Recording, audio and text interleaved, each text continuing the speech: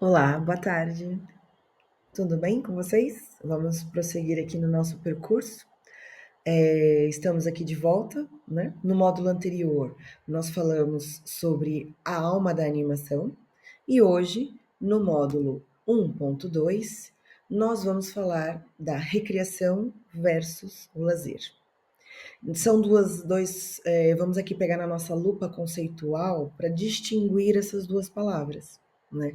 Que muitas vezes, no contexto profissional, são consideradas sinônimos, mas que têm origem e propósitos, sobretudo, muito diferentes. Mas antes de nós começarmos, eu queria aqui lançar algumas questões assim reflexivas. Será que para jogar bola é sempre pelo lazer? E se eu for obrigado a jogar bola? Será que deixa de ser diversão e passa a ser outra coisa? É o que nós vamos descobrir. Olhem para estas duas imagens. Famílias a jogar, crianças no parque, caminhadas na natureza, né, na imagem aqui de baixo.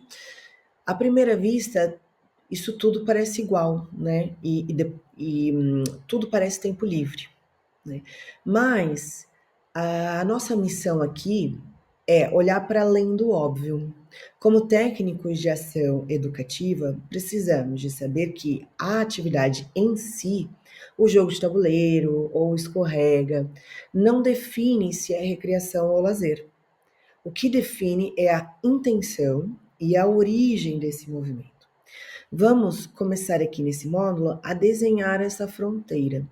A imagem acima eu não falei ainda, mas ela, se nós observarmos, ela está muito alinhada ao discurso do módulo anterior, né? A exigência né, do professor e educador, a rigidez, né, no processo educativo. E a gente vai desconstruindo esse processo educativo e o perigo disso é que caímos nesse novo limbo, que recreação e lazer passa a ser a mesma coisa e o animador passa a ser um recreador e não um animador, né? Bom, o slide que eu proponho aqui para vocês, né, a etimologia, função utilitária, né, da recreação, ele é um slide que nos oferece um contraste visual poderoso, né? Em cima, aqui, né, voltando, desculpe, nessa imagem aqui. Em cima nós vemos uma aula de ginástica antiga, né, voltando aqui ao discurso que eu fazia anteriormente, todos iguais, comandados por um adulto. E embaixo nós vemos crianças na natureza, como disse, famílias brincando, né, trepando na árvore. Isso ilustra muito aquele discurso do primeiro módulo, né? A evolução histórica que nós percorremos já e que vamos continuar a percorrer nesse módulo, que é a ideia do higienismo, onde o objetivo, né, do lazer era a saúde mental e a liberdade, onde o objetivo é a autonomia, que é ali que a gente quer chegar como futuro animadores e técnicos de ação educativa. A recreação, portanto, nasce mais perto da imagem de cima, da ordem, enquanto o lazer se aproxima mais da imagem abaixo, que é a escolha. E nós vamos entender isso por quê. Então, significa que, ou seja, o que eu quero dizer com isso, né? A recreação, ela entra nesses intervalos entre a obrigação, que está muito ilustrado na imagem, né, de cima, e o lazer entra muito na imagem abaixo, ou seja, uma vida que tem um equilíbrio entre a obrigação e o direito ao prazer. Vamos continuar aqui no nosso trabalho. Então, aqui retornamos à questão da etimológica do conceito de recriação, né? Voltamos aqui à raiz. A palavra recriação, ela vem do latim recreare. Significa que é criar novamente ou restaurar. Soa bonito, não soa? Mas, e parece algo muito positivo, não é verdade? Só, porém, no entanto, historicamente, esse conceito não servia para nos fazer felizes, né? Servia como uma função utilitária, como eu já reforcei bastante essa ideia.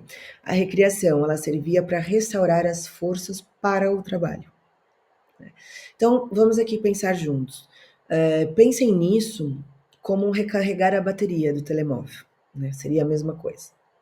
Nós não carregamos o telemóvel porque ele gosta de estar ligado na corrente, né? Nós carregamos o telemóvel para que ele continue funcional, né? Para nos servir. Na visão tradicional, então, dessa parte, né, toda histórica que eu já mencionei, a recreação ela era justamente isso, né, uma compensação pelo desgaste do trabalho, uma necessidade biológica, né, e não um ato de liberdade. Essa visão, então, higienista, né, essa válvula de escape, o conceito, ele tem esse conceito de válvula de escape, né, que no século, né, para vocês terem aqui um contexto, no século XIX, né, médicos e educadores tinham medo do tempo livre, né, diziam que o ócio é a oficina do diabo, e a gente falou um pouquinho sobre o ócio no módulo passado. Por isso que a recreação surgiu como um dispositivo médico e higiênico, né? Então, os objetivos, né, nessa lógica era evitar a preguiça, embora a gente tenha aquele manifesto de direito à preguiça, olha como as coisas vão se combinando, né? Ou seja, a ideia era manter o corpo ocupado para evitar vícios, e a válvula de escape deixava as pessoas gastarem energia acumuladas para evitar revoltas ou indisciplina. Reparem, né, na frase do slide. A atividade é dirigida de fora para dentro. É uma prescrição. Vai correr para te acalmares, por exemplo. Isso não é uma escolha, isso é um remédio. O que significa tudo isso? Porque pode parecer um pouco confuso, né? A recreação nesse contexto histórico, ela vinha como, ou seja, um funcionário, uma pessoa, voltando ali naquele período da Segunda Guerra Mundial, né? Só para vocês aqui terem aqui esse contexto e para puxar essa continuidade lógica. Um trabalhador que está bem, está tranquilo, não reclama, porque tem ali as suas válvulas de escape, é um trabalhador que produz bem, né?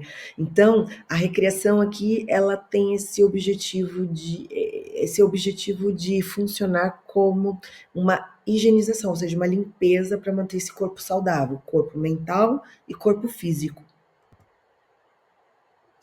A evolução pedagógica nesse sentido, ela é muito importante para ressignificar essa ideia de recreação e esse sentido de lazer, né? A pedagogia, ela não se estagnou nesse contexto todo, né? Então nós entramos numa fase, né, numa nova era com o movimento da escola nova, né? E o conceito de aprender fazendo. A visão do ser humano como uma máquina que precisa de óleo e manutenção começa a dar, né, lugar a uma visão mais humanizada do desenvolvimento. Então, com a escola nova, a recreação se moderniza, né? Deixa de ser só uma higienização física e passa a se focar na formação da personalidade e da civilidade, né? Já é um grande avanço se a gente for pensar, não é? Mais atenção, né? O manual ele traz aqui também um ponto crítico, fundamental para a gente refletir o nosso papel na sociedade, né? Mesmo com a escola moderna, a recreação, né, o recreio, as atividades extracurriculares, elas muitas vezes mantêm frequentemente esse caráter dirigido, né? Ou seja, nunca é um tempo livre, né?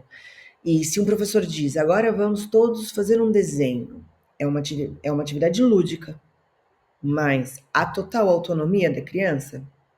Nem sempre. Então, o nosso desafio é não transformar a animação, né, sociocultural numa extensão da sala de aula tradicional. Como equilibrar, né, a recreação para não ser o fazer qualquer coisa, mas também não transformar numa outra aula, né? É um desafio grande que a gente ainda não chegou num ponto ideal, né? O mercado, por um lado, trata o nosso trabalho como animador como um agente de recreação, né? Muitas vezes, e um faz tudo. E por outro lado também, um animador muito consciente também acaba se tornando um educador, né? Um professor, vamos dizer assim. Educador nós somos todos, né?